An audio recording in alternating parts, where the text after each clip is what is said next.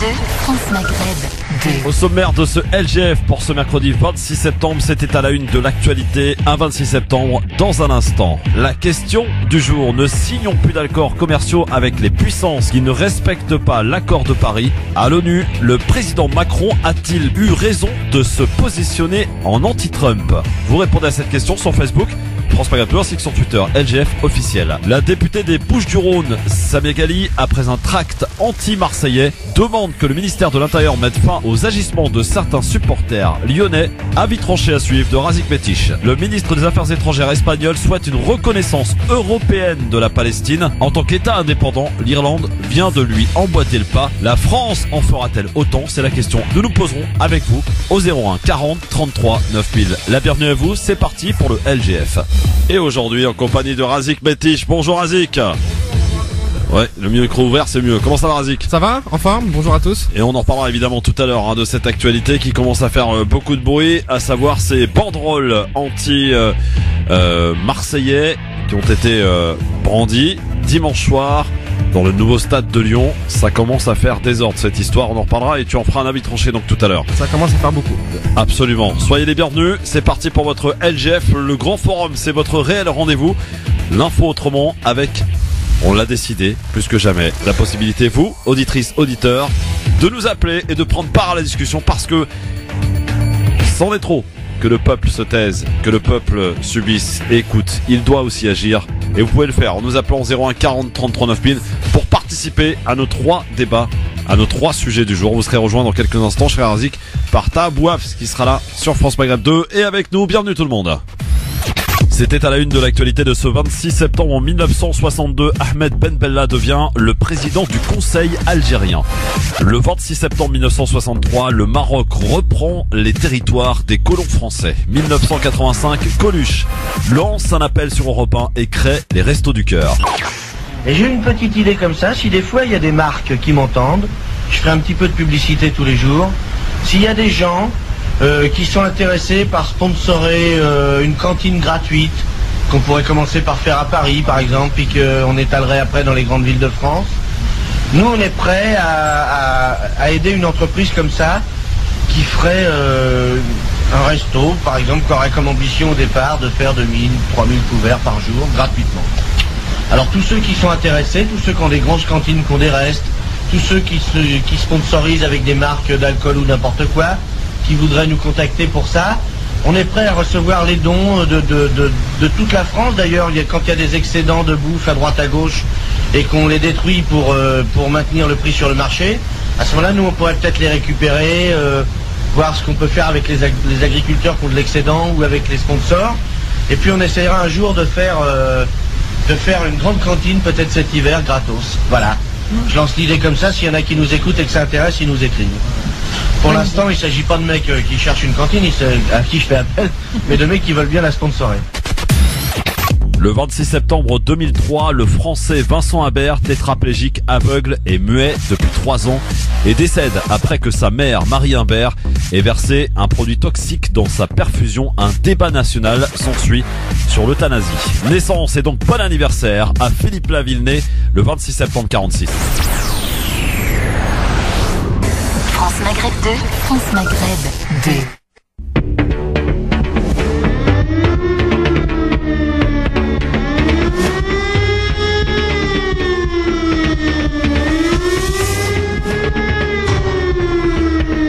Il est avec nous, il s'appelle Razik Metiche sur France Maghreb 2, c'est le grand forum jusque 18h. Razik qui est avec nous donc en ce mercredi, rejoint dans quelques minutes par Tahaboua parce qu'il s'est improvisé à la dernière minute pour le coup et pour rien vous cacher.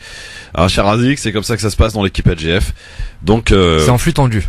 Oui, c'est ça. C'est ouais. Parfait. Ouais, c'est parfait, oui. Parce que Razik il dit je vais être tout seul. Mais non, il y a les auditeurs Razik. Bien sûr. Et en plus je suis avec toi, quel plaisir. Voilà, montrez-lui que vous êtes là 01 40 33 9000. Voici le sujet à la une aujourd'hui. Poignée de main cordiale, mais clairement moins chaleureuse que lors des dernières rencontres. Emmanuel Macron et Donald Trump sont à New York. Ils s'exprimeront aujourd'hui devant l'Assemblée générale de l'ONU. Les deux dirigeants entendent se coordonner sur les grands dossiers, mais les sujets de divergence sont bel et bien d'actualité. Le célèbre boys band coréen BTS, aimé de la jeunesse, a tenté quelques heures avant l'entrée en scène des dirigeants du monde d'instiller fraîcheur et bon sentiment au siège de l'ONU. Ils étaient les invités de l'UNICEF sur le thème de l'éducation. Mais la rudesse des joutes internationales a très vite pris le dessus. Donald Trump n'a qu'un temps et à son insu provoqué l'hilarité de la salle en proclamant qu'aucun président avant lui n'avait autant accompli en moins de 2 ans. La loi du plus fort. C'est la tentation pour chacun de suivre sa propre loi. Cette voie, je l'affirme ici, celle de l'unilatéralisme, elle nous conduit directement au repli et au conflit. Emmanuel Macron, donc hier à New York, il était pas le seul. Alors on va peut-être signaler 2 grands absents de taille, la Chine et la Russie. Razik, oui. Est-ce que tu as suivi un petit peu ce qui s'est passé, oui, ce qui s'est dit à cette assemblée générale de l'ONU? J'ai suivi plus dans la nuit. J'étais un peu pris hier dans ma journée. J'ai eu la chance de revoir l'intégralité du discours d'Emmanuel Macron. Réellement, après, il faut être objectif, un discours de haute volée, de haute facture, que ça soit au niveau de la rhétorique, au niveau de la prestation et surtout au niveau du fond. Pour l'avoir suivi, il s'est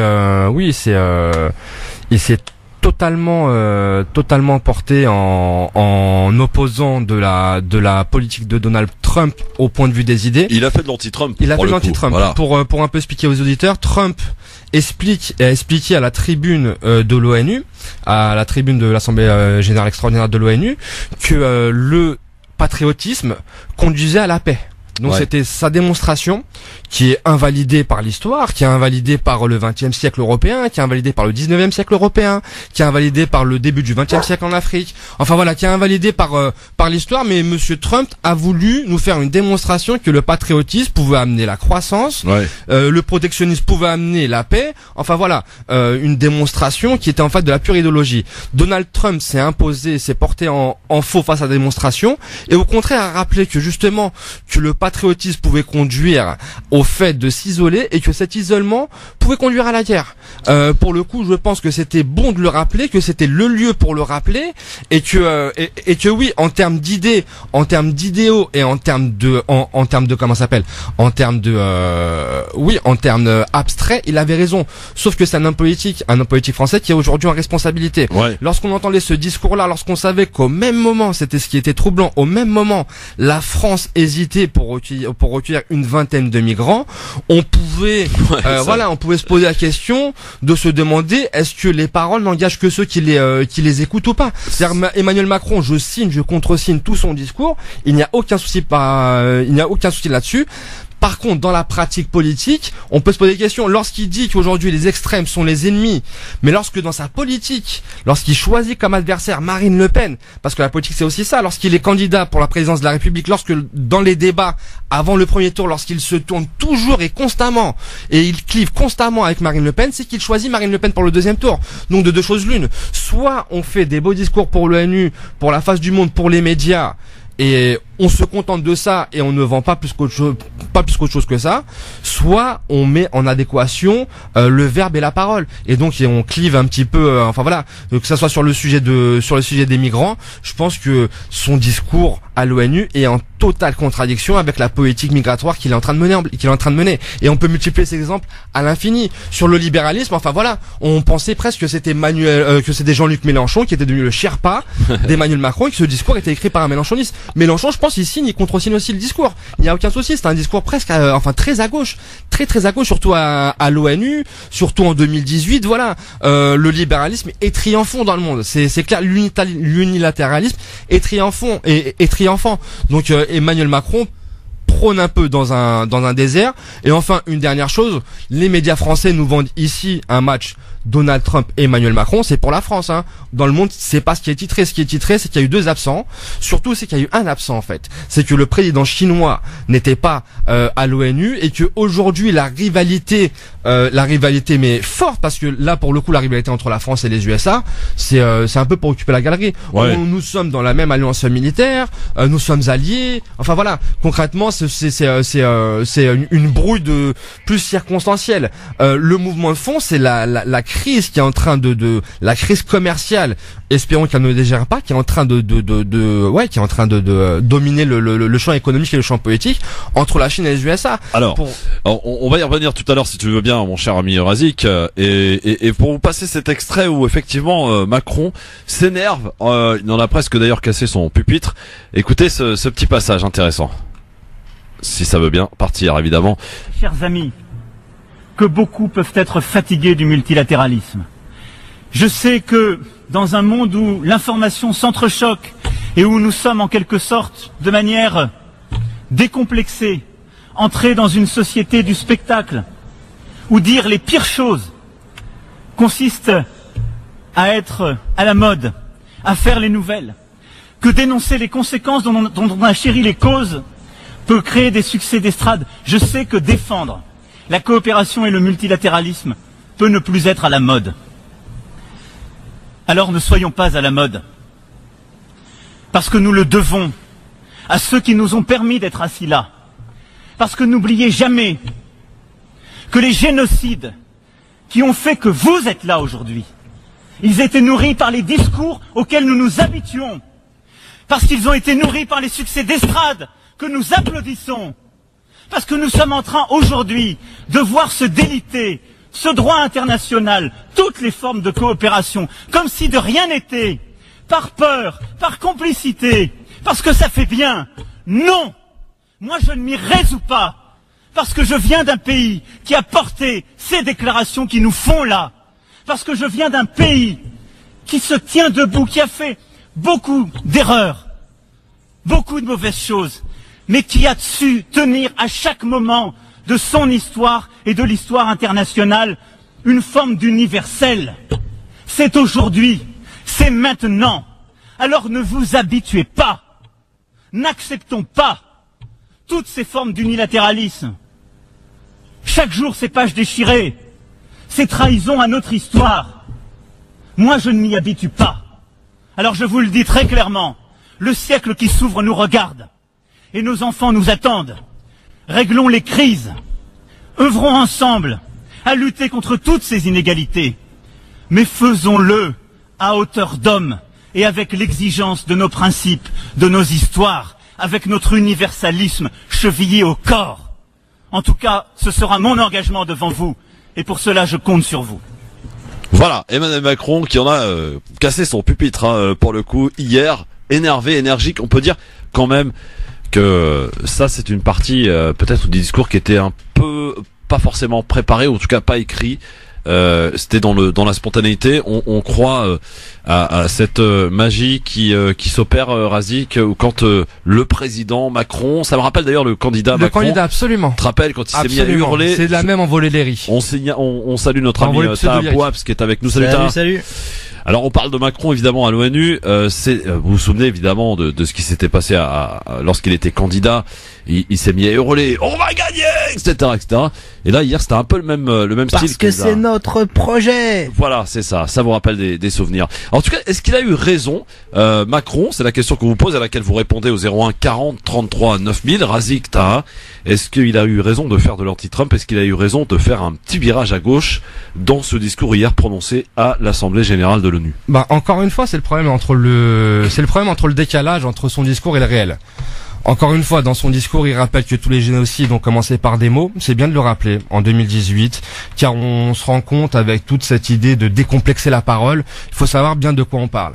Tous les génocides, qu'on prenne le génocide du peuple juif durant la Deuxième Guerre mondiale, que l'on prenne le génocide des Tutsis, que l'on prenne tous les génocides, ils ont d'abord commencé par des mots. On commence par déshumaniser la personne qu'on a envie, qu'au final qu'on va exterminer, et les mots mots sont la première étape. Donc c'est bien qu'Emmanuel Macron le rappelle.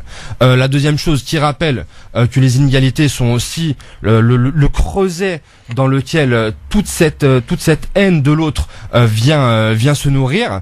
Là encore, je signe dès demain, mais encore une fois, faut mettre en parallèle le discours avec le réel. Le réel, c'était hier le vote du budget. Le vote du budget en France, qu'est-ce qu'il fait? Il creuse les inégalités. Donc encore une fois, si on arrive à l'ONU, on ne connaît pas la politique de cet homme-là, on se dit mais vraiment, ce jeune homme, quel envolé lyrique, il est déterminé, il est convaincu, il est convaincant, il plaide sur les bonnes thématiques, mais lorsque on met en pratique son discours avec le réel, et on a quand même plus d'une année en tant que président, on a aussi son bilan en tant que au titre de ministre de l'économie, on se rend compte que le combat contre les inégalités n'est pas chevillé au corps. Donc oui, encore une fois, il y a un décalage entre son discours, son envolée lyrique hier à l'ONU, qui était de haute facture, de haute volée. Il a raison sur le fond, il s'est posé en anti-Trump, il mène un combat sur les idées, car il se rend compte que le front Trump, Orban, Marine Le Pen, enfin voilà, le fond patriote, réactionnaire, conservateur est en train de se lier. Il voudrait un petit peu être le chantre d'un anti-front pour mener ce combat. Mais encore une fois, lorsqu'on met en rapport son discours avec le réel, avec ses bilans, oui, ça reste des beaux mots. C'est pas amusé avec des beaux mots, c'est ça, t'as un petit peu pour résumer l'intervention de Macron hier. Je suis assez d'accord, je rejoins ce qu'a dit Razik, c'est du fait ce que je dis, pas ce que je fais. Clairement, on a Emmanuel Macron qui est toujours dans un discours de filouterie, de demi-mesure, où en fait on va s'apercevoir effectivement, comme le disait Razik, que quand on met en perspective finalement le bilan de sa première année de mandat plutôt, c'est vrai que ça ressemble à une dernière année. Ça ressemble à une dernière année, c'est vrai que ça ressemble à une fin de quinquennat. Sa première année de mandat, on voit bien que finalement c'est pas au rendez-vous, les paroles ne sont pas au rendez-vous, enfin les actes ne sont pas au rendez-vous, et clairement il y a vraiment un vrai décalage. Et si je me trompe pas, il a reçu le titre de champion de la Terre, c'est ça? Oui. Il a reçu un titre de champion de la Terre, et c'est assez drôle finalement. Ça un peu, si tu veux, ça représente un peu ce qu'est Macron. Finalement, c'est que du bluff, que de la façade, avec un titre de champion de la Terre, alors que sa majorité présidentielle, par exemple, fait voter le glyphosate, fait voter c'est un peu quand Marseille remporte la Coupe de la Ligue, quoi. C'est un peu ça. Voilà. On ne parle pas de l'OM. Ça va fâcher beaucoup de nos auditeurs. Évidemment, on en parlera tout à l'heure d'ailleurs de Marseille. Mais en petit aparté pour signaler aussi, parce qu'il n'y a pas eu que Macron, Razikta hier à l'ONU, et d'ailleurs les auditeurs peuvent aussi nous appeler pour nous dire s'il a eu raison de faire un discours aussi orienté en anti-Trump, faut le dire. D'ailleurs, l'entretien qui a eu lieu entre les deux hommes était beaucoup moins chaleureux que la première fois. Pour le coup, c'était très glacial. Les sujets de discorde étaient là sur la table, évidemment l'Iran, évidemment la Syrie, donc beaucoup de sujets qui font que les deux hommes ne sont absolument pas d'accord et ne se rejoignent pas sur la même ligne. Petit aparté concernant Alexandre Bellala, vous savez, la barbouze de la République, il était apparemment en guest star lundi soir dans une fête saoudienne. Et dit-on, il paraît que c'était un des hommes qui a assuré la sécurité de Mohammed Ben Salman, et il était invité donc en guest star lundi soir, Benalla, à cette fête saoudienne qui avait lieu à Paris. Il a traversé la rue sûrement pour trouver du travail. Il avait aussi été aperçu à Londres avec un fichier S. Ah oui, exact. Il a été décidément, on parle beaucoup de lui. Il y a de quoi faire une BD. Ouais, c'est ça. 01 40 33 9 000. Je disais, il n'y avait pas que Macron hier à l'ONU. Il y a eu un bras de fer diplomatique entre les États-Unis et l'Iran aussi, qui avait pour cadre l'Assemblée Générale de l'ONU. On a entendu donc les deux principaux protagonistes. Donald Trump a appelé le monde à isoler l'Iran, qualifié de dictature corrompue. En retour, Hassan Rouhani l'a accusé de chercher à le renverser par le biais des sanctions comparées à du terrorisme économique. En quête d'alliés contre Téhéran, le président américain a convoqué une réunion du Conseil de sécurité, réunion prévue cet après-midi, pour parler de non-prolifération en cette journée internationale pour l'élimination totale des armes nucléaires. On peut en parler 2 secondes parce que c'est intéressant ce qui va se passer. Vous savez que donc Trump va rompre les accords iraniens à partir du 4 novembre. Ça va avoir des conséquences terribles avec un baril qui pourrait dépasser les $100. C'est ce qu'on a appris lors de la dernière réunion de l'OPEP qui avait lieu à Alger lundi. L'Europe qui tente de trouver une superfuge pour essayer de contourner cet accord iranien pour donc essayer de gagner, en fait, du gagnant-gagnant avec l'Iran. Est-ce qu'il faut s'inquiéter, Razik, de ce qui va se passer avec l'Iran à partir du 4 novembre là? Bien sûr, il faut s'en inquiéter, même ça fait plusieurs années où on doit s'en inquiéter. Tout d'abord, le fait que Donald Trump déchire l'accord avec l'Iran était de très mauvaise augure. Qui plus est, cela est renforcé au niveau régional par l'antagonisme qui est en train de dégénérer clairement entre l'Arabie Saoudite et l'Iran qui sont les deux puissances régionales qui s'affrontent, que ce soit au Yémen, que ce soit en Syrie, que ce soit dans différentes parties du Moyen-Orient, ils s'affrontent par clans interposés. Aujourd'hui, on est dans des cas qui sont réellement problématiques. L'accord d'Alger, pour ceux qui n'avaient pas suivi, le pétrole était orienté à la baisse depuis quelques années. L'Arabie Saoudite, sous pression américaine, avait augmenté sa production pour faire que l'offre de pétrole augmente et pour faire en sorte que le prix baisse. Ouais. L'accord d'Alger, justement, avait obligé tous les pays à restreindre leur production de pétrole pour faire que l'offre baisse, pour que le prix augmente. Aujourd'hui, le prix a augmenté, et aujourd'hui, avec ces sanctions américaines, on se rend compte que l'Iran, il va manquer les barils iraniens, et que donc l'offre va baisser, et que le baril va être augmenté. Ça veut dire concrètement que tous les budgets là qui aujourd'hui sont votés, même le budget français, sont faux. Ça veut dire que la baisse du prix du pétrole, à peu près les économistes s'accordent à dire qu'il explique la croissance française à hauteur de 0,5 points. Donc, la croissance française telle qu'elle est établie aujourd'hui dans la croissance, si le pétrole et tous les signaux sont là pour nous dire que le pétrole va repartir à la hausse et va repartir de façon tendancielle à la hausse, ça veut dire que ça sera une hausse qui va se prolonger, ça sera une tendance lourde. Oui, il y a de quoi être inquiet. Enfin, lorsqu'on voit les chocs pétroliers, les crises économiques qu'elles ont donné lieu, lorsqu'on voit aussi les antagonismes irano-irakiens, irano-saoudiens, les conflits qu'elles ont amenés dans l'histoire et les conflits qu'elles amènent dans le présent, oui, on peut que s'en inquiéter. Inquiet, Taha, ou pas forcément regardant là-dessus? Comme ça, Taha? Pas forcément regardant. Non. Ouais. Très bien. Alors, de 01 40 33 9000, Fatima, bonsoir. Bonsoir Christophe, bonsoir à vos invités. Bonsoir Fatima. Alors moi je voudrais dire, je vais essayer de traduire un proverbe arabe en français. On dit que la guéguerre des copains c'est comme du miel dans le pot. Donc c'est une guéguerre de mots. Et la politique maintenant c'est la communication. Ça a été que la communication. D'après la maire du 5e, je me rappelle plus de son nom, l'autre jour, elle avait déclaré sur une antenne que Madame Hidalgo avait 450 personnes à son compte pour la communication, tenez-vous bien.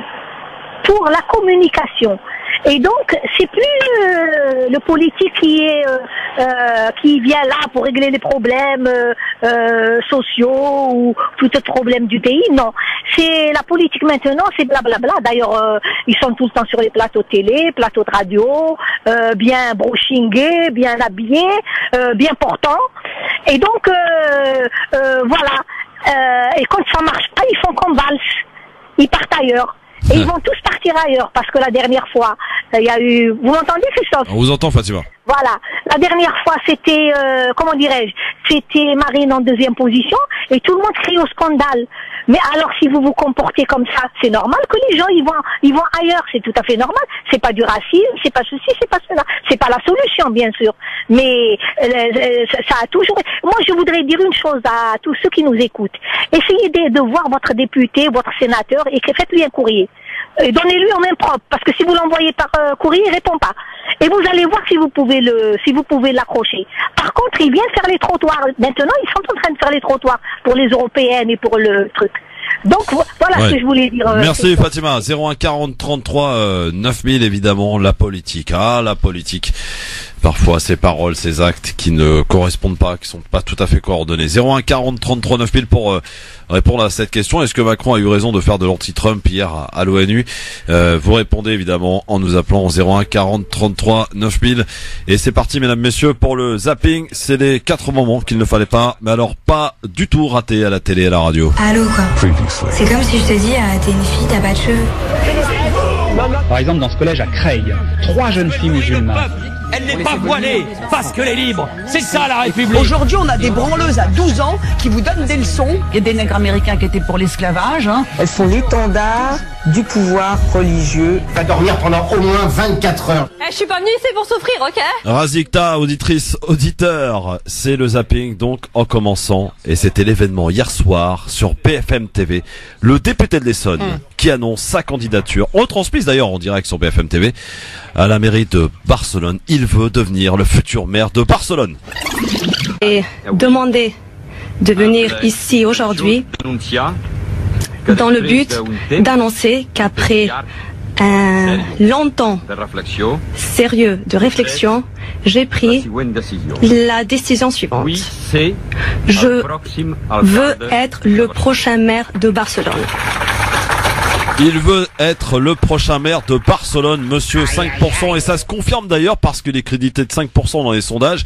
C'est pas encore gagné. Je précise d'ailleurs, et ça il faut le saluer, il a décidé de démissionner de tous ses mandats en France, donc il ne sera plus député de l'Essonne. Enfin. Voilà, donc ça c'est une bonne nouvelle pour beaucoup, et notamment pour sa principale adversaire qui l'avait d'ailleurs emmené au Conseil d'État, à savoir Farida Amrani, qui était ravi d'ailleurs et qui l'a tweeté. Manuel Valls qui s'en va.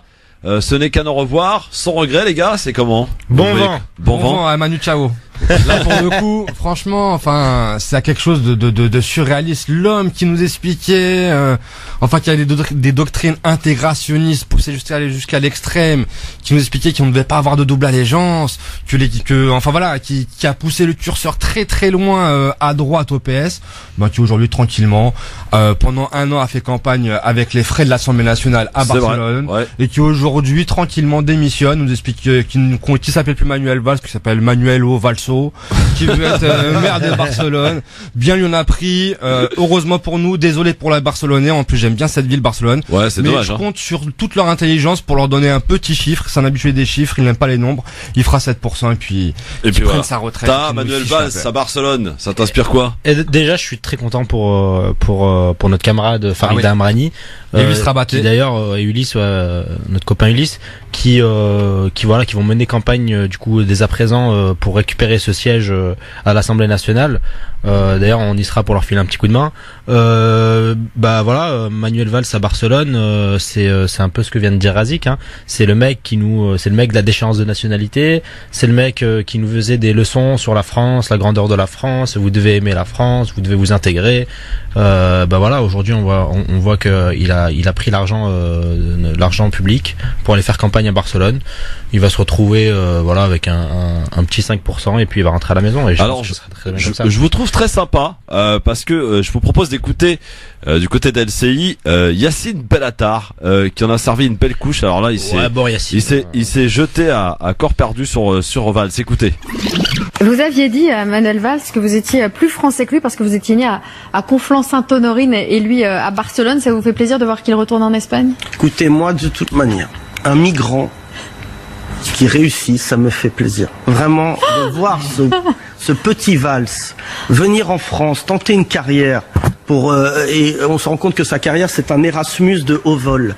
C'est-à-dire que vraiment honnêtement, il a quand même été Premier ministre. Non, mais il a été dernier ministre. C'est-à-dire vraiment, c'est pas le premier. Ce matin. Non, mais c'est incroyable ce qu'il fait. Ouais, mais là vous jouez le jeu du Front National, vous voulez qu'il rentre au bled. Alors là, c'est une phrase très rare dans ma vie qu'on puisse me dire ça.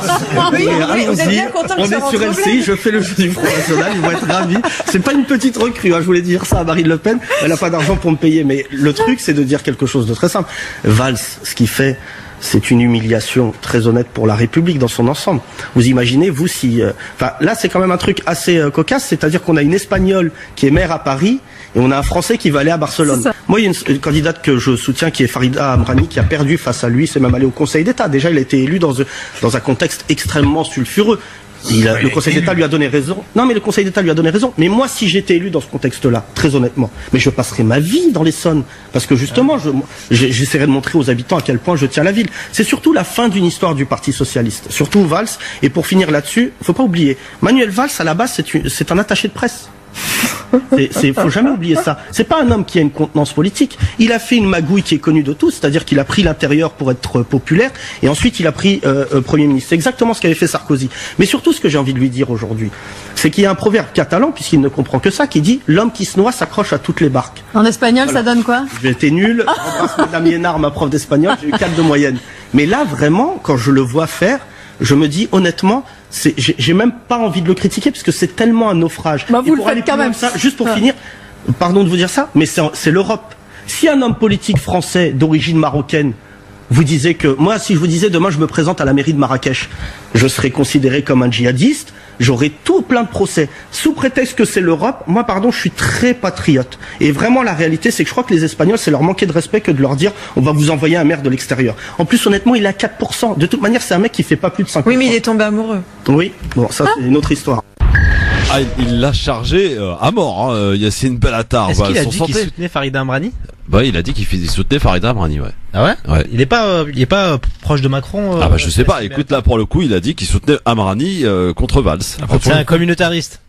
Peut-être localement, il a trouvé le. En tout cas, il l'a bien chargé. Il l'a chargé, clairement. On sent qu'il y avait quand même une revanche là. Après, il est chargeable, hein, le Manu. Hein. Ouais. Voilà. Manu la Manis. Il nous a bien attaqué. J'aimerais bien qu'on interviewe Karim Benzema, par exemple. Ah oui. Qu'on lui demande ce qu'il pense, parce qu'il faut bien savoir que Manuel Valls a été à l'origine de l'exclusion de Karim Benzema, qu'il y a eu un ordre politique. C'est vrai. Donné à Deschamps par rapport à Benzema, et cet ordre allait de Manuel Valls. Ouais, mais il a Barcelone, c'est le club rival de Real Madrid. Barcelone. Eh ben tiens, je suis pour le Real, en espérant aussi qu'il y ait une déculottée face au Barça de Manu Valls. Suite du zapping dans un instant, et on s'attarde à quelques pays qui décident enfin, alors je ne sais pas si ça va servir à quelque chose, de reconnaître l'État de Palestine. À tout de suite. France Maghreb 2, France Maghreb 2. Ils sont militants tous les deux d'ailleurs. Taha Bouab, c'est Razik Métiche sur France Maghreb 2, militant associatif pour Razik. Absolument. Et militant, on te casse dans quoi toi, Taha? Militant tout court? Ouais. Ça englobe tout quoi. C'est ça. On t'a vu d'ailleurs à la télé jeudi dernier, c'était rapide hein? Ouais, c'était rapide. Ah ouais. Malheureusement. L'interview avait duré combien de temps? Je fais pas les montages. Environ 1 heure. Ah ouais, ils ont pris quoi, à peine 1 minute? Ouais, non, un peu plus, ouais. Enfin, en tout cas, c'est pas moi qui fais le montage, mais bon. Ah oui, ça, j'ai bien compris, oui. Bon, voilà. Alors, suite de notre zapping après s'être occupé de Manu la Malice, un petit lapsus qu'a repéré Yann Barthès dans l'émission Quotidien, signé la ministre de la Santé. Écoutez plutôt. Vous savez, on aime les lapsus, mais celui de la ministre de la Santé est particulièrement savoureux car il rejoint exactement les analyses qui sont faites sur le gouvernement et les En Marche. Moins de 26% des Français se disent satisfaits de son action. Je suis intimement persuadée, et je l'ai toujours pensé, que les Français sont très intelligents et qu'ils nous jugeront sur la forme. Virginie. Sur le fond, pardon. Oups. Pas mal, se jugeront sur la forme. Voilà, et non sur le fond. Donc c'est un petit lapsus, après c'est rectifié évidemment. Voilà, petit lapsus donc de la ministre. Donc ils ont donné le décryptage de la Macronie, jugez-les sur la forme, pas sur le fond. Exactement. Alors là, on va parler dans le zapping d'un sujet qui peut apparaître comme tabou, et comme il n'y a pas de tabou dans cette émission, on parle du racisme anti-noir au Maghreb et en particulier en Tunisie. Le racisme anti-noir, c'est un phénomène qui s'étend. Fin août, ce sont des ressortissants ivoiriens qui ont été violemment agressés, et cette violence raciste ciblée n'est pas tolérable. Des représentants d'associations tapent du poing sur la table. Trop, c'est trop. Ils attendent maintenant le vote d'une loi contre les discriminations raciales. Écoutez ce reportage signé de la rédaction de RFI. Le cauchemar a duré plusieurs heures pour des membres de la communauté ivoirienne à Najmatar, quartier populaire en banlieue de Tunis où cohabitent plusieurs communautés africaines. Passage à tabac, agressions, menaces, retour sur les lieux avec Herman Naounou, secrétaire général de l'Association des Ivoiriens de Tunisie, qui nous explique que ce jour-là, tout est parti de racisme ordinaire. La chose a démarré avec une femme qui a été victime de pierres qu'on lui a lancées. Ça, c'est courant. Les jeunes gens ici, sans raison, sans motif, ils te voient passer, ils peuvent te lancer une pierre. Et puis quand tu te retournes, ils se mettent à se moquer de toi, à rire. Les blessés ont été soignés à l'hôpital, des agresseurs rapidement interpellés, mais l'ambiance a changé dans ce quartier où vit Laurent, la trentaine. Quand tu sors même, tu te sens pas trop en sécurité. Tout au plus 19h, 20h, on se permet plus de sortir, chacun reste chez soi. Principale communauté noire du pays, les ressortissants ivoiriens seraient 4000. Les difficultés à obtenir et renouveler la carte de séjour sont des freins aux poursuites, comme le rappelle Henri-Michel Etienne. Il préside l'association des Ivoiriens actifs de Tunisie. La majorité n'a pas de papier, donc ils ont tous peur d'aller à la police, même quand ils sont violés, même quand ils sont tabassés. De son arrivée dans le pays, Boubacar Deba se souvient de Tunisiens évoquant leur rapport à l'Afrique. Au départ, on est choqués quand ils nous appellent les Africains déjà, parce que pour eux, ils ne sont pas en Afrique. Plus tard, le déni du racisme et l'absence de plainte l'ont poussé à lancer un média numérique. Il a fallu que nous, subsahariens, nous ayons un média qui s'appelle la Radio Libre Francophone pour qu'on puisse dénoncer le racisme en Tunisie, parce qu'on a recensé beaucoup de cas qu'on a été filmés dans les hôpitaux, dans les résidences. Le racisme n'est pas considéré comme un délit car le projet de loi criminalisant les actes racistes tarde à recevoir l'aval des parlementaires. Lamina Tabet, présidente de l'association tunisienne de soutien des minorités, n'a qu'une seule demande. Que cette loi soit enfin discutée au sein du Parlement et qu'elle soit votée. Ce projet de loi était venu après une agression à l'avenue Habib Bourguiba où le Premier ministre, M. Youssef Choued, avait dit que c'était une urgence que d'avoir une loi contre le racisme. Maintenant, ça fait plus d'1 an que cette loi n'est toujours pas votée. Le projet de loi prévoit jusqu'à 3 ans de prison et une amende équivalente à 1 000 € pour toute personne coupable de discrimination raciale. Un phénomène grandissant au Maghreb, en Tunisie, mais pas seulement, en Algérie, mais aussi au Maroc. On l'a vu à plusieurs reprises dans différentes vidéos. Le racisme, on en parle, messieurs. Ça, il est là, il est présent. Ouais. Le racisme anti-noir au Maghreb, il existe bel et bien. Ouais, il existe. Ouais. Oui, il existe. C'est une réalité. Et c'est une réalité, faut pas nier. Après l'appréhender. Enfin, je ne crois pas qu'il n'y avait rien avant et qu'il y ait tout aujourd'hui. Après, il faudrait connaître dans le détail de chaque société. Il y a des, enfin voilà, dire que par exemple que les pays maghrébins sont racistes des migrants. Je pense que c'est, enfin que ça n'a pas de sens. Il faut rentrer dans le détail. Chaque situation est particulière. Même en Algérie, par exemple, dire il y a tellement de disparités dans les régions, que ce soit à Alger, que ce soit dans le sud, que ce soit en Kabylie, que ce soit dans le Constantinois, que ça n'a pas de sens. Mais après, nier le problème, non. Il y a un réel problème de négrophobie au Maghreb, il faut le dire. Il y a un réel problème d'une part. D'autre part, quand on est noir dans un pays du Maghreb, moi je parlais de l'Algérie, pays que je connais, où je suis né, en fait on a des difficultés à trouver du boulot, on a des difficultés presque autant qu'en France d'ailleurs. Et c'est ancré dans la société que le noir il est sale, le noir c'est un voleur, le noir il est là. Moi personnellement j'ai pour avoir eu des discussions notamment avec par exemple mes 2 grands-mères. Elles sont pleines de préjugés sur tu vois, les anciens dans leur tête, les noirs ils sont là pour tout casser, donc tu sais, c'est un peu le truc du malien, du subsaharien, etc., du réfugié, du libyen aussi, il y a aussi tout ce qui est un peu plus foncé et qui vient pas d'Algérie, c'est un casseur, un voleur, etc. Donc il y a un vrai racisme qui est ancré au plus profond de nos sociétés, et c'est un mal qu'il faut d'abord pouvoir nommer pour pouvoir combattre. Et on peut faut arrêter de nier tout un tas de gens qui disent non, il n'y a pas de racisme. Non, il y a du racisme. Il y a du racisme et on en parle. Et ce qui est honorable, c'est de pouvoir le reconnaître et de le combattre. Ouais, de combattre, absolument. Il y a eu plusieurs vidéos, que ce soit en Algérie, au Maroc, absolument dégueulasses envers les Noirs. Avant de parler de ces pays qui projettent, qui ont l'intention de reconnaître un État palestinien, il y en a quelques-uns. Alors on cherche la France, on n'a toujours pas trouvé. Kamel est avec nous, bonsoir Kamel. Oui, bonsoir Christophe, bonsoir à tes invités ainsi que tous ceux qui t'écoutent ce soir. Bonsoir Kamel, 01 40 30 39 000, qu'est-ce qui se passe Kamel? Eh ben écoute, je voulais simplement réagir sur ce sujet qui est très important et moi qui suis à la fois, comme beaucoup d'ailleurs, sensible à ce qui se passe notamment en matière de racisme, je voudrais simplement dire, la seule chose que nous ayons à faire, nous qui sommes confortablement pour un certain nombre installés dans ce pays, c'est tout simplement se demander qu'est-ce que chacun individuellement pouvons faire pour imposer à ce qu'effectivement ce genre d'acte de racisme à l'égard de nos frères africains noirs. Pardon Kamel de te couper, mais avant de se demander ce qu'on peut faire, c'est d'abord d'essayer de le reconnaître et d'être convaincu que le racisme est bel et bien présent, parce que chez beaucoup, ça reste quand même quelque chose que l'on néglige, quelque chose que l'on passe rapidement en disant non, il n'y a pas de racisme au Maghreb, non, il n'y a pas de négrophobie.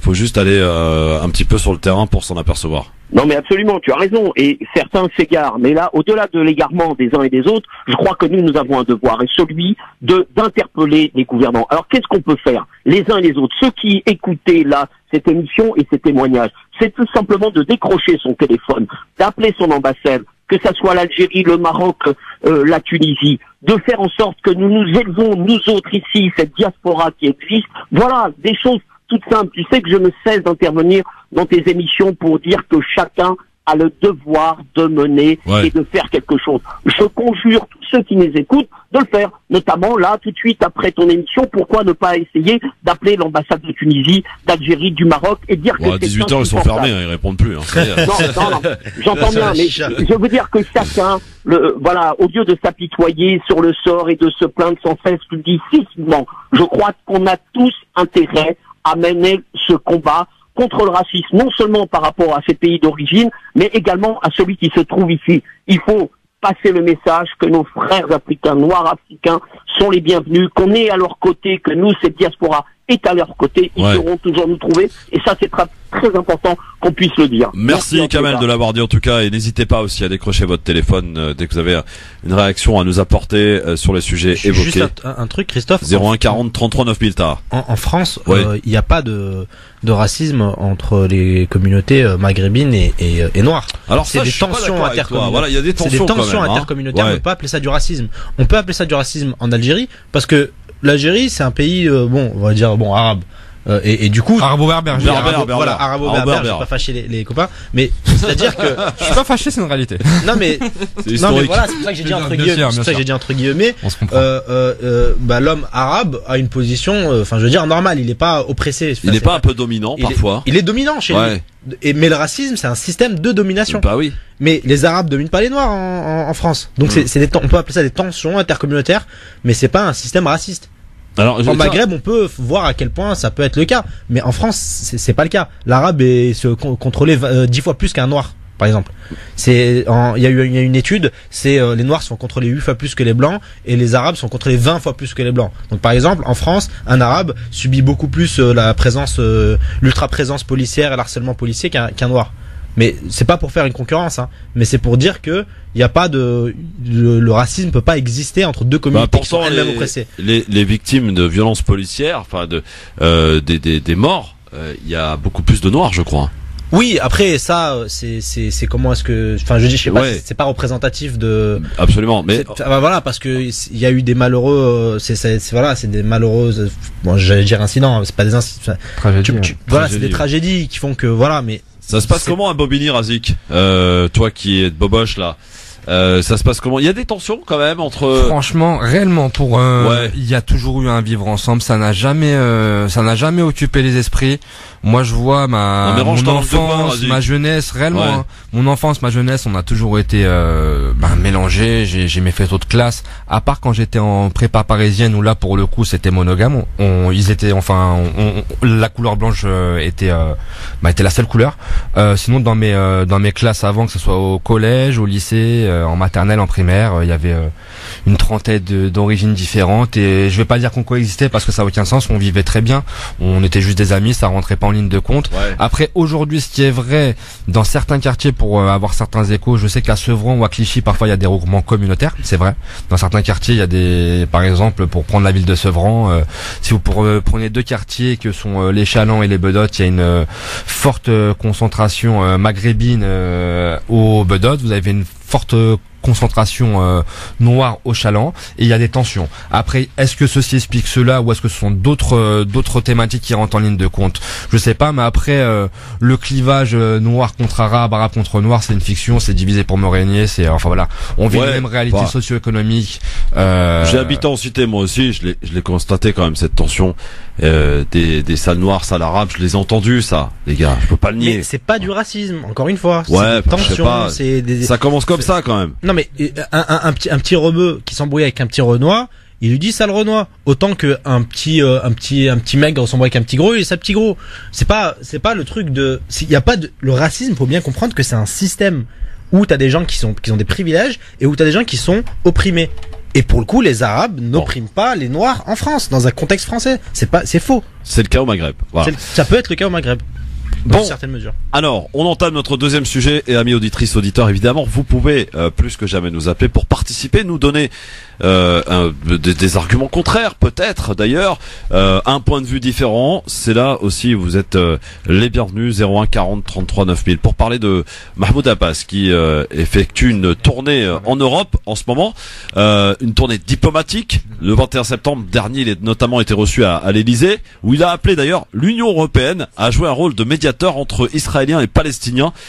Franchement, les gars, est-ce que vous y croyez encore en ce rôle de médiateur européen dans ce processus de paix qui est mort-né là pour le coup? Razik. Enfin, là pour le coup, l'Europe qui fait de la médiation. Enfin voilà, on sait très bien qu'ils sont qui sont pas objectifs, qui penchent plus d'un côté que de l'autre. Après, c'est pas aussi flagrant que les Américains, mais c'est un degré, c'est une nuance près.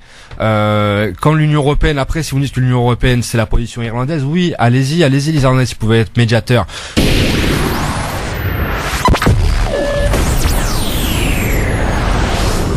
France Maghreb 2, France Maghreb 2. Il s'appelle Taha Bouafs et il est avec nous, ainsi que Razik Métiche sur France Maghreb 2. Ça va, t'as rien à dire aujourd'hui, Taha? Tout va bien? Si. Quoi, on a un débat. Qu'est-ce qu'il y a?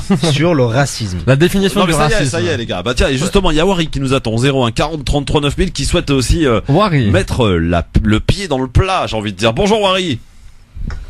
Wari. Allô? Oui, bonjour Wari. Pardon de vous réveiller. Vous appelez d'où? C'est Nori. J'appelle de Paris. Bonjour. Bienvenue à vous. J'ai rien compris au prénom. Merci à vous inviter, à toutes les auditrices et les auditeurs. Soyez le bienvenu en tout cas. C'est très gentil, merci. On vous écoute. Moi, je voulais pas, concernant le débat concernant les Africains, moi, je pense qu'il faut l'expliquer. Il faut pas, c'est pas un débat qui est superficiel. Il faut le situer à 2 dimensions, voire 3 dimensions. La première, elle est culturelle. Et la deuxième, elle est religieuse. C'est-à-dire religieuse? La culturelle, on n'arrête pas de parler, quand on parle de l'Algérie, du Maroc, de la Tunisie, on parle du Maghreb. Oui, absolument. Quand on parle de ça, on reconnaît que la dimension arabo-musulmane, par opposition au Moshel donc, si j'ai bien compris, vous occultez. Oui, vous occultez, ce que vous dites, c'est intéressant, parce que c'est-à-dire que le Maghreb. Dans le conscient collectif de ces gens-là, donc il a cette dimension arabo-musulmane. Au-delà, et l'africanité, elle est appelée. Oui. Et la deuxième, quand on parle de l'Afrique du Nord, on parle de ces 3 pays. On oublie la Mauritanie. Et la Libye. Parce que la composante démographique de la Mauritanie, ce sont des Noirs. Absolument. Non, mais il y a 5 pays dans le Maghreb, rappelons-le. Souvent, dans notre conscient, on oublie la Mauritanie.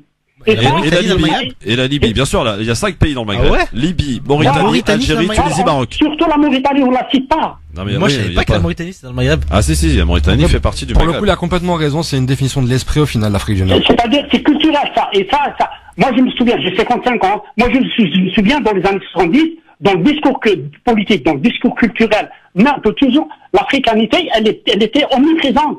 Ouais.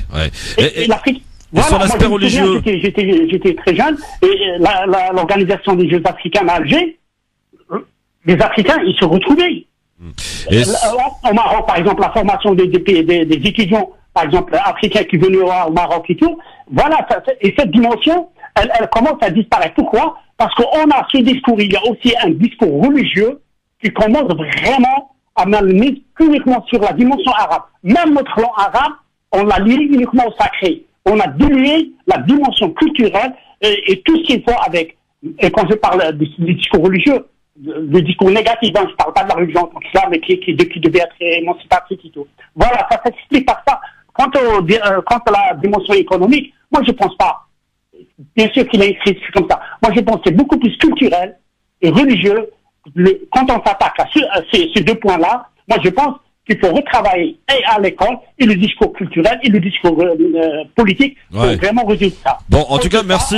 On va encore en français, et l'Africain, il sera toujours d'accord. Merci beaucoup, en tout cas, très intéressant, cher monsieur, ces remarques, et de pointer du doigt, finalement, des choses qui s'avèrent être assez logiques, en tout cas. Merci beaucoup, cher monsieur. Merci à vous pour votre débat, merci. À très bientôt. Bah oui, non mais c'est vrai. Il a totalement raison. Les Maghrébins oublient tout le temps ou occultent le fait qu'ils sont d'abord et avant tout africains. Même si c'est en Afrique du Nord. L'Algérie, Maroc, Tunisie, Libye, Mauritanie, c'est en Afrique du Nord. On est d'accord. Bon, bah voilà, vous êtes des Africains, les gars. Le soleil en permanence, comme disait Slimane Azam, je crois. Donc voilà. Bon, alors on va parler d'un autre sujet et finalement c'est lié au racisme quelque part. Puisqu'on va se rendre dans les stades de foot pour vous dire que de parler de la distribution dimanche dernier d'un tract anti-marseillais ça s'est passé à Lyon, qui pose une nouvelle fois la question du racisme dans les tribunes lyonnaises. Le préfet du Rhône, Stéphane Bouillon, a d'ailleurs signalé à la justice ce tract sur lequel on pouvait lire que Marseille est une ville où règne le sida. Je répète, Marseille est une ville où règne le sida. Du côté de la direction de l'OL, on indique que ce document est à l'opposé des valeurs du club. À Marseille, le ton est plus menaçant puisque la sénatrice, donc Samia Ghali, sénatrice des Bouches-du-Rhône, il faut aujourd'hui dissoudre de ce groupe des Bagognes, hein, c'est ça qui s'appelle. Les Bad Guns, ouais. Voilà. L'élu a rappelé dans un courrier envoyé au ministre de l'Intérieur Gérard Collomb que les Bagognes ont décidé depuis quelques années déjà d'afficher leur racisme, leur homophobie et leur pensée fascisante dans les travées de leur stade et à l'extérieur. C'est ce que rappelle donc Samia Ghali. Alors avant d'en parler peut-être avec les auditeurs au 01 40 33 9000, on va peut-être t'écouter parce que Razik, ça t'a fait réagir. T'as décidé d'en faire un avis tranché pour nous donner clairement ton avis tranché sur le sujet. Tu es concerné, tu es ça, l'erreur est humaine, marseillais, mais on va t'écouter en tout cas. Avis tranché, c'est parti.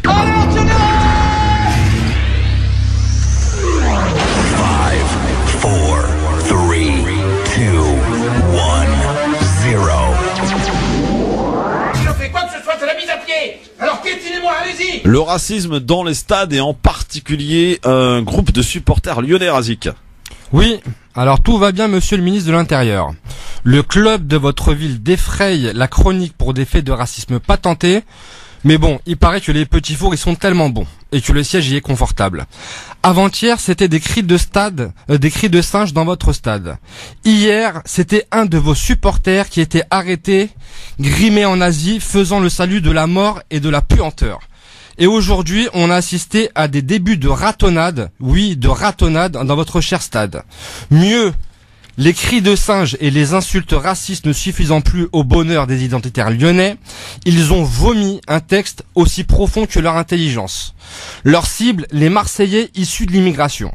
Je cite leur tract débile, leur ville sale, leur club donneur de leçons, leur accent insupportable et pour finir, leur ultra prétendument anti-raciste mais plus sûrement anti-français. Un tract sointant la haine et le racisme. Aujourd'hui, le stade de Lyon, le fameux OL Land, est devenu l'épicentre des identitaires. Les pouvoirs publics en général et monsieur le ministre de l'Intérieur Gérard Collomb en particulier doivent prendre leurs responsabilités et nettoyer les identitaires au Karcher. Dans le cas contraire, ils se font les alliés objectifs des semeurs de haine et moi plus que jamais, je suis supporter de l'OM. Merci Razik. Alors je sais pas si t'es un peu fouteux, mais c'est absolument scandaleux ce qu'on peut voir sur les banderoles de supporters. Je précise que effectivement à Lyon, je ne sais pas d'ailleurs comment ça s'explique, c'est là où se situent la plupart des sièges de tous ces salopards d'identitaires qui sont d'ailleurs. Ça s'explique très bien. Bah, Gérard Collomb les a laissés s'installer. Dans le Vieux-Lyon. Il a peut-être, il a d'ailleurs l'envie de nouveau d'aller s'en occuper, hein, parce qu'il projette de retourner à la mairie de Lyon. Bah oui, mais quand il était quand il était à la mairie de Lyon, oui. Bah il a laissé la ville aux identitaires. Il les a laissés s'installer leurs locaux, leurs bars dans le Vieux-Lyon. Et enfin je sais pas, si tu te balades, tu t'es déjà baladé dans le coin, c'est un truc de malade. Tu croises tous les 200 mètres des mecs avec le crâne rasé, avec des tatouages de partout, et pas n'importe lesquels. Et en fait, ce qui se passe dans cette ville, c'est que tout le monde, tous les groupes identitaires, fascistes sont rassemblés là-bas. Je rappelle que c'est le QG d'Alexandre Gabriac. Je sais pas si ouais. Alexandre Gabriac qui est une des têtes de liste, tête de file de l'extrême droite la plus sale de France. Donc Parti de France, Civitas, etc. L'extrême droite intégriste. Moi, Alexandre Gabriac, d'ailleurs, je l'avais face à moi aux législatives. J'espère. Ouais, il a fait 0,57. Bon. Mais c'est déjà trop pour lui. Mais ouais, clairement, clairement à Lyon, les pouvoirs publics ont laissé faire. Alors le racisme dans les stades, avant d'accueillir Nassim qui nous appelle d'Orléans 01 40 33 9000. Le racisme dans les stades, ces banderoles dégueulasses qu'on a pu voir dimanche, c'est pas les racismes dans les stades. Je peux rebondir sur ça parce que pour le coup, je suis un amateur de football et j'ai été plusieurs fois confronté directement au Vélodrome. Moi, je vais pas personnellement, j'ai failli et c'est ça le pire. Je suis un grand fan de l'OM, je l'assume, je le vis très bien. C'est un club passionnant. J'ai failli me déplacer pour ce match-là, pour OL-OM, sachant qu'il y a eu un arrêté de la préfecture qui interdisait en fait le déplacement des supporters marseillais. Ouais. Il faut savoir que l'OM est le club le plus populaire de France. On peut faire ce qu'on veut, c'est comme ça, c'est une donnée brute. C'est le club le plus populaire de France. Ça veut dire dans tous les stades de France, lorsque l'OM joue à l'extérieur, il y a toujours des supporters marseillais du coin. Ça veut dire lorsqu'il y a eu OL-OM, il y a eu des supporters marseillais qui habitaient dans la proche banlieue de Lyon, qui sont venus au stade avec leur famille, avec leurs amis. Ouais. Lors de l'égalisation, Florent Thauvin a égalisé à 1-1. Lors de l'égalisation, en fait, ces supporters marseillais se sont oubliés et ont donc applaudi. Et à ce moment-là, il y a eu un mouvement de foule dans le stade. Ça veut dire que les supporters lyonnais, les fachos lyonnais, se sont levés et ont commencé à faire la chasse aux supporters marseillais.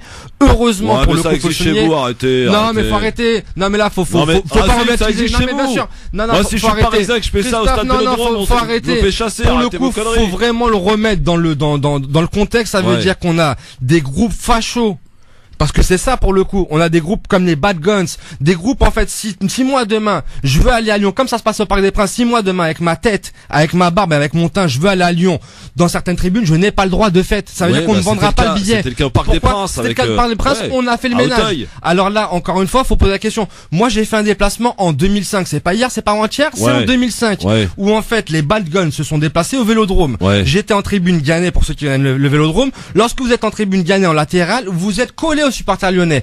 Pendant, et je vous rajoute pas une virgule, pendant 95 minutes, on s'est fait insulter de sale arabe, de sale noir, on a eu des chants nazis, on a eu des gens qui ont fait des bras, qui ont fait des saluts nazis. Ça, c'est personne n'est intervenu. Je en rajoute encore une couche, Lyon a été sanctionné par l'UEFA, par les instances européennes pour des cris de singe dans le stade. Mais que fait Jean-Michel Aulas? J'en rajoute encore, il y a pas plus tard qu'il y a une semaine, un supporter lyonnais, grimé, tatoué, qui s'est fait tatouer, parce qu'on en est là, qui s'est fait tatouer des insignes nazis sur le corps, qui faisait des chants nazis et des saluts nazis, qui a été arrêté parce que pour le coup les Anglais font le travail, qui a été arrêté dans le stade de Manchester City et qui devra répondre devant la justice. Alors aujourd'hui, moi on me la fera pas à l'envers personnellement, que on nous dise pas qu'on ne connaisse pas le problème. Je suis un petit supporter, je suis un tout petit supporter, un tout petit militant, il y a juste un citoyen, je sais qu'il y a un problème dans le stade OL de Lyon, il y a un problème de racisme. Il y a du problème partout dans les stades, encore plus à Lyon. Enfin voilà, c'est à Lyon, c'est pas un hasard si c'est à Lyon où a commencé les premières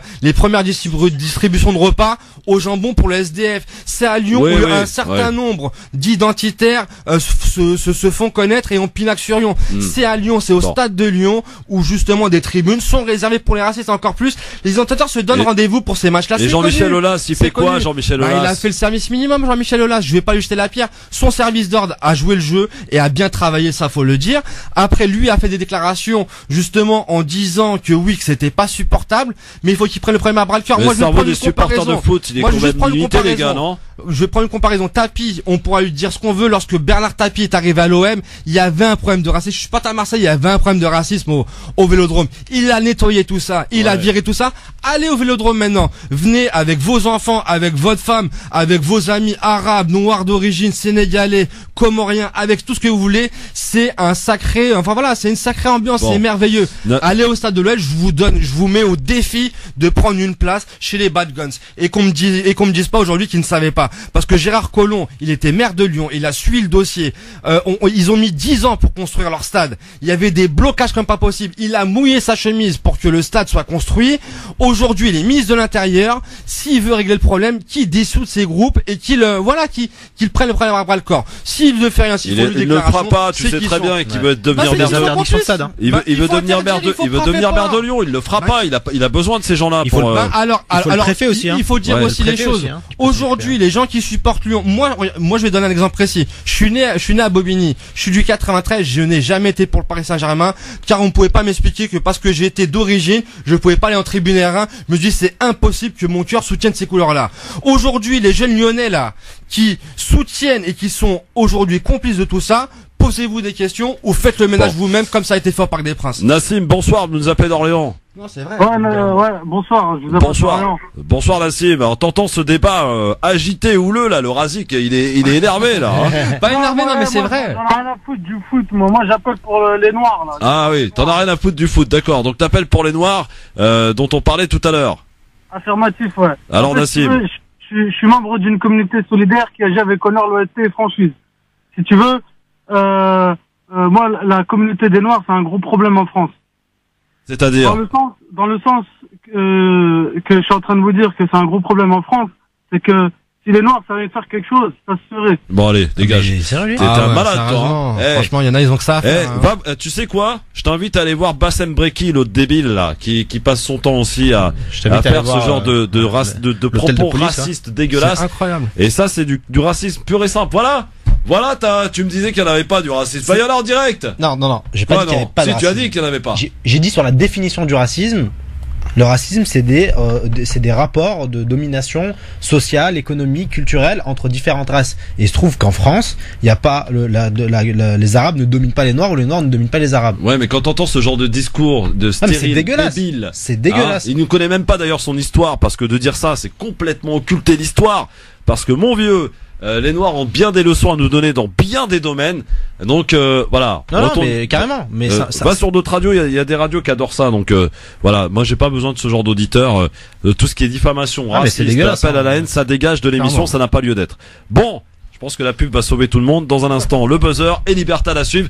Libertad, attention. Libertad, oui. Mais Libertad, non au racisme, non à la xénophobie. Ils peuvent aller sur Radio Courtoisie. Ah oui, entre autres. Ah, ils adorent ça là-bas. À tout de suite. Voilà les gars, où on en est. Donc chez Marianne, encore une fois, bien entendu. N'achetez surtout pas le journal. Ouais. Enfin voilà. Bon, non mais est-ce qu'on Marianne utilise égale à on utilise tout et n'importe quoi finalement pour créer. Alors aujourd'hui, j'ai envie de dire l'insulte primaire pour ces journaleux, c'est islamiste, intégriste, etc. D'ailleurs, islamo-indigéniste. J'en profite pour rappeler que la semaine prochaine, on fera une spéciale du Grand Forum, d'ailleurs mercredi prochain, sur islamisme. Et si on en parlait, tous ces mots en isme qui sont utilisés et galvaudés dans les médias, on va tenter de leur redonner un sens et la réelle signification avec le linguiste Mohamed Bajrafil qui sera parmi nous pour remettre tout le monde d'accord. Du moins, je l'espère. Si je vous dis, tiens, un autre sujet aussi dans le buzzer, le Qatar qui se prépare, vous savez, à accueillir la prochaine Coupe du Monde dans 4 ans, en 2022. Bien à l'approche de ce mondial, qui pour une fois se disputera d'ailleurs en hiver, une association pointe du doigt les travailleurs au Qatar. Apparemment, rien ne va plus. On en parle, les gars? Ouais. C'est un scandale, oui, c'est un vrai scandale. C'est un scandale qui perdure en fait. C'est Amnesty International qui pointe de nouveau du doigt donc une entreprise participant au chantier, coupable d'avoir pas payé certains de ses ouvriers pendant des mois. Cette main d'œuvre bon marché constituée de migrants, principalement venus du Népal. Je vous propose d'écouter Sabine Gallier, qui est porte-parole d'Amnesty International. Elle regrette que la Fédération internationale de football, la FIFA, ne réagisse pas de façon plus rapide et plus efficace. Écoutez. Ce que révèle ce rapport, c'est que même si c'est une situation sur quelques travailleurs, parmi ces 2 millions de travailleurs migrants, en fait, il y a une situation systématique d'exploitation de travailleurs migrants au Qatar. On a toujours dit que la FIFA avait une responsabilité dans la façon dont les travailleurs migrants étaient traités au Qatar, puisque c'est la FIFA qui est quelque part commanditaire de ces structures et de ces infrastructures sportives. Donc la FIFA a une responsabilité et doit contrôler la façon dont ça se passe sur le terrain. On a toujours dit qu'on avait trouvé qu'ils mettaient très longtemps à réagir parce qu'ils ont mis 5 ans à mettre en place des systèmes de contrôle et à mettre la pression sur les autorités qatariennes. Donc on pense pas que la FIFA n'aurait jamais dû autoriser. On veut que ce soit quelque chose de constructif et que la FIFA ait un rôle fort d'incitation à respecter les droits humains au Qatar. Que fait la FIFA? Se demande donc la porte-parole d'Amnesty International, messieurs, sur les conditions de travail elle au encaisse Qatar. l'argent, la FIFA, hein. Elle est connue pour ça. Enfin voilà, on va revenir justement sur les conditions d'attribution de la Coupe du Monde. On le sait aujourd'hui que des gros pots de vin ont entaché l'attribution de cette Coupe du Monde perçue par la FIFA. Dans le cahier des charges, le Qatar avait dit non, vous inquiétez pas, on va vous faire des stades climatisés, même climatiser les pelouses, climatiser l'air ambiant. Vous inquiétez pas, on jouera en été. Que Nini, on a bien vu que c'était une farandole et qu'au final on allait décaler tous les championnats européens et tous les championnats mondiaux. Ça va être un bordel, hein, ça va être un bordel sans nom. Ça va être un bordel sans nom réellement pour faire en sorte que le Qatar accueille cette Coupe du Monde. Et là encore, j'ai envie de dire, là c'est rien, tout ça, pas grave, passe encore. On est à des dizaines de morts. Il faut le savoir. Nous sommes à des dizaines de morts, voire peut-être à des centaines de morts. Il y a des gens qui ont retiré leur passeport. Il y a des gens, on retire quasiment systématiquement le le passeport pour que ces gens-là travaillent dans des conditions abominables. Des gens meurent sur les chantiers. Tout ça pour que on ait les plus beaux stades. Enfin, moi qui suis passionné de football, je n'irai pas à cette Coupe du Monde parce que d'ores et déjà, elle est entachée de beaucoup de sang de travailleurs, malheureusement. Sinon, les gars, on en parle ou pas de la réduction de la peine pour le RN en appel? On s'en fout. Rassemblement national, le FN, Marine Le Pen, la sanction réduite. À combien? Ouais, on va en parler un peu. 1 million au lieu de 2. Voilà.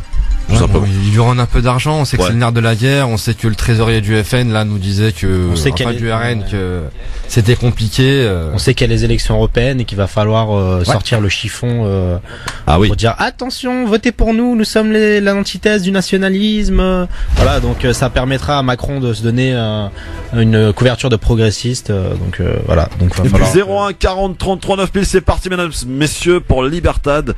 On ne sait pas qui vous êtes ni ce que vous allez nous dire, mais en tout cas, on vous accueille en direct sur France Maghreb 2. France Maghreb 2, bonsoir. Bonsoir, c'est ça, je vais revenir sur le racisme. Salut, calme-toi Abdel, calme-toi et présente-toi. Salut, ton prénom, ta ville d'appel. On se détend, Abdel. J'ai dit Abdel 92. Voilà, Abdel 92, tranquille Abdel. 92 ans, tu as D'accord. Non, 92. En fait, on t'écoute Abdel. Alors en fait, oui, il y a du racisme dans le foot, mais c'est pas le plus dangereux parce que c'est un racisme de pulsion, c'est-à-dire le noir marque le but, je suis énervé contre la partie adverse. Le racisme qui est le plus dangereux, c'est ceux qu'on retrouve dans nos téléviseurs, dans la publicité, les produits de consommation. Je vous pose une question, en 30 ans, est-ce que vous avez déjà vu un noir faire de la publicité pour du foie gras à la télé ou un bébé noir et une femme noire faire de la publicité pour une crème? Jamais.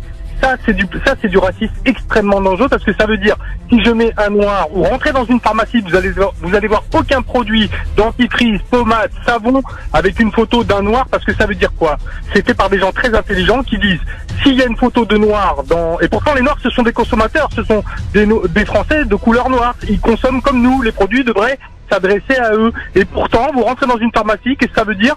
Si je mets une photo d'un noir sur un produit quelconque, ça veut dire que le produit n'est pas bon, il pue, il est sale et je ne l'achèterai pas. Voilà le message qui est passé. Merci. En ne mettant pas des photos de noir dans des produits de consommation de tous les jours. Merci Abdel. Alors soyez gentils, soyez rapides, c'est Libertad, il faut faire passer un maximum de gens. S'il y en a un de vous deux qui souhaite réagir, n'hésitez pas, très vite. 01 40 33 9000. C'est vrai qu'il n'y a pas beaucoup de noirs utilisés dans les pubs, soyez-en certains.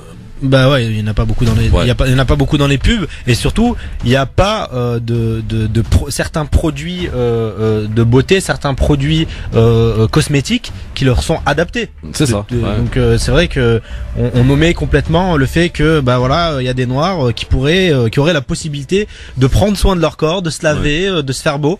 Donc c'est vrai que c'est d'une violence inouïe. Mais c'est pas pour autant que cette violence existe qu'il faut minimiser les violences dans les stades de foot, dans les fédérations, dans les clubs, partout. Les deux sont liés de toute manière. Les deux sont liés. France Maghreb 2, bonsoir. Allô. Bonsoir madame, votre prénom et ville d'appel s'il vous plaît. Oui, bonsoir Christophe, c'est Anissa Paris. Bonsoir Anissa Paris, qu'est-ce qui se passe? Alors je voudrais juste vous poser une question. Pourquoi Tariq Ramadan, concernant Tariq Ramadan, pourquoi les médias n'invitent pas Maître Marcini, l'avocat du professeur Tariq Ramadan? Je sais pas, moi faut leur demander, Anissa, je suis pas rédacteur en chef de ces chaînes d'infos. Ils ont quelque chose à cacher, comme par hasard. Bon, c'est vous qui le dites, je sais pas. Après, Marcini, l'avocat actuel, est beaucoup plus présent dans les médias que l'ancien Bouzrou, mais Bouzrou en tout cas c'était... Il n'est invité à aucun média depuis la confrontation de Tariq Ramadan avec Christelle. Oui, c'est vrai. Bon. Il n'est invité nulle part alors que BFM TV, elle était là le jour de la confrontation. C'est vrai. Et le soir, ils en ont même pas parlé de... Ah bah non, mais ça c'est une bonne affaire pour eux. Ça y est, ils l'ont eu, voilà. Merci Anissa. À très bientôt et bonne soirée. Mais appelez en tout cas, n'hésitez pas à leur envoyer des tweets, des mails. Appelez-les, harcelez-les. C'est rédacteur en chef, journaliste de ces chaînes d'infos en continu. Allez, on se prend un dernier pour la route, les gars. Allô, bonsoir, qui est là? Oula, c'est quoi ça? Ah oui, c'est vrai, c'est le cochon, il est sorti. 01 40 33 9000 doit nous appeler de Lyon, peut-être d'ailleurs. Non? Le soleil a frappé certains crânes. C'est ça, c'est clair. 01 40 33 9000 pour nous appeler maintenant. Libertad, un petit dernier pour la route. Bonsoir. Bonsoir Christophe, c'est Saïd de Paris. Bonsoir à toi, on t'écoute, tu fermes boutique, qu'est-ce qui se passe? Alors je ferme la boutique. En parlant de la Coupe du Monde, moi je me pose la question, est-ce que j'ai vraiment une Coupe du Monde? Parce que ça n'a jamais été organisé dans le continent africain, c'est toujours les mêmes qui organisent cette coupe. Je me pose des questions. J'ai pas bien compris ta question là.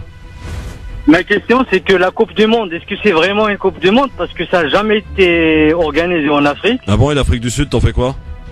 Bah, c'est en Afrique, mon ami, hein. La SNA, ça vous rappelle rien, la SNA, le bus, tout ça, 2010? Normalement, tous les 4 ans, on va sélectionner un pays sur un continent, au tour de rôle. Ça, je peux dire que c'est mondial. Ouais, ça devrait être un système beaucoup plus tournant. Oui, c'est vrai. Bon, c'est un peu, oui, c'est vrai que la prochaine c'est Qatar, après les États-Unis, et 2030, ça sera de toute façon un pays européen. C'est le président de la FIFA qui l'a dit. Donc voilà, l'Afrique va falloir attendre un peu, effectivement. Merci à toi en tout cas, mon ami. Mais si, 2010, la SNA, on s'en souvient, hein, bien sûr, en Afrique du Sud. On a refoulé ça dans notre mémoire française. Ouais. Et il n'y avait pas Karim Benzema en 2010 à la SNA. Non. Voilà, pour certains. Ni Samir Nasri, ni Atem Ben Arfa. Enfin, tous ces joueurs-là n'étaient pas là. C'est juste l'imaginaire voudrait qu'il soit là. Non, il y avait aucun de ces joueurs, aucune. Qui a foutu le bordel alors? C'est Nico Anelka? C'est vraiment. C'est Domenech. C'est Domenech. Je suis désolé. Lorsqu'il y a un naufrage, on demande toujours des comptes au capitaine. On va pas demander des comptes au matelot. Il a lu le courrier des joueurs. Vous vous rendez compte? Voilà, Domenech et le journal de l'équipe. Ouais, il faut redire les choses. Lorsque le journal de l'équipe a titré le lendemain. Excusez-moi des mots, enfin voilà, on reprend les insultes qu'aurait dit Nicolas Leclerc lorsqu'on sait qu'aujourd'hui qu'il ne nous a pas dit. C'est pas vrai, bien sûr. Et l'équipe a titré ça. Enfin voilà, on a fait exploser l'équipe de France. Heureusement qu'on revient de loin et que aujourd'hui l'équipe est sur les rails. Bon, en tout cas, merci à vous deux de vous être prêtés au jeu une nouvelle fois du Grand Forum, messieurs. T'as Bouaps très vite. Salut Christophe. Tu préviens plutôt quand tu viens, comme ça on prépare, on te fait un avis tranché, tout ça, tu vois. Ça va. Moi je suis venu dépanner. Je sais. Merci beaucoup d'ailleurs. Merci Razik. Merci à vous. Oui, je reviens vite. Et ceux qui suivent l'actualité, suivez l'actualité sur Bobigny, l'actualité politique. Ah ouais, ça chauffe, c'est le bordel là-bas. Ouais, réellement, oui. C'est un medley entre Gomorrah, House of Cards. Ouh là là là. Enfin, réellement, c'est assez compliqué. Il y a un conseil municipal qui va être houleux. Il y a il y a un rapport de la Cour régionale des comptes qui épingle la gestion calamiteuse de l'équipe qui est aujourd'hui aux manettes. C'est quoi l'équipe aujourd'hui? Udi sauce, avec une drôle de sauce. Bon, une sauce pas algérienne. Qui a du mal à revenir en bouche, donc vivement 2020. Je sais. Et mon prochain avis tranché, j'ai décidé, je le fais en rap.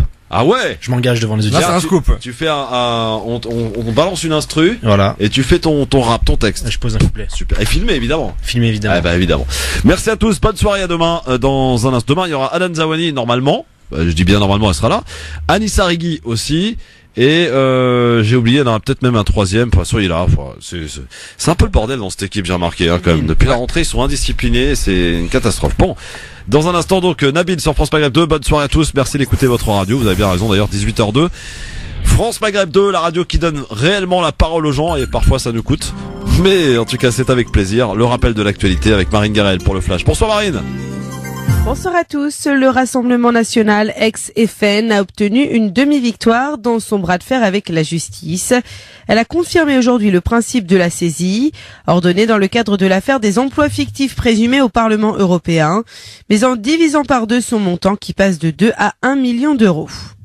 La mobilisation de l'usine GMES de la Souterraine dans la Creuse avait marqué la campagne présidentielle de 2017. 10 mois après la reprise de leur usine, une centaine des 157 salariés licenciés réclament des dédommagements jusqu'à 80 000 euros à Renault et PSA, qu'ils accusent d'avoir orchestré leur faillite en réduisant leurs commandes. Faute d'avancer dans 15 jours, ils menacent de les poursuivre pour abus de position dominante. À l'occasion des 60 ans de la Constitution de la Ve République, célébrée jeudi 4 octobre, le chef de l'État Emmanuel Macron se rendra sur la tombe du général de Gaulle à Colombey-les-Deux-Églises. Il prononcera ensuite un discours au siège du Conseil constitutionnel. Le tournage non autorisé d'un clip du rappeur marseillais Yamin l'artiste, hier dans le quartier des Minguettes à Vénissieux, a dégénéré. Avec un autre rappeur, ils ont débarqué sur des avenues du quartier avec des armes et de grosses cylindrées bloquant la circulation. Des individus s'en sont ensuite pris à des policiers, un tram et un magasin. 11 personnes ont finalement été interpellées selon la préfecture, dont 7 dans l'entourage du rappeur. Les basketteuses françaises opposées ce soir aux Turcs. Match de barrage à 18h30 dans le cadre du championnat du monde féminin en Espagne. En cas de victoire, les Bleus décrocheront leur ticket pour les quarts de finale. Elles auraient pu se qualifier dès hier en battant le Canada, mais les Françaises se sont inclinées 71-60. Et puis en football, le point final de la 7e journée de Ligue 1. 7 matchs au programme ce soir et notamment le PSG face à Reims. France Maghreb 2, service, info, musique, divertissement. France Maghreb 2. France Maghreb.